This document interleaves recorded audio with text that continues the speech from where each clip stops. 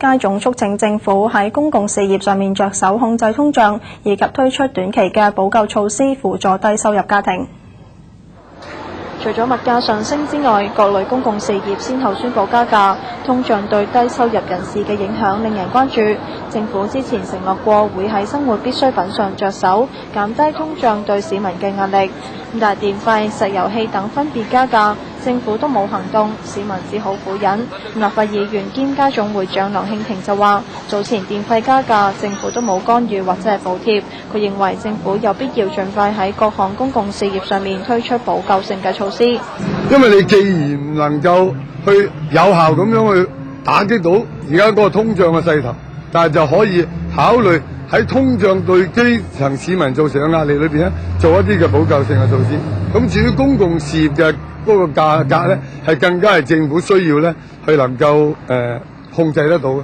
長遠計數咧，政府應該再一次檢討對於公共事業方面咧，喺呢方面嘅整個政策。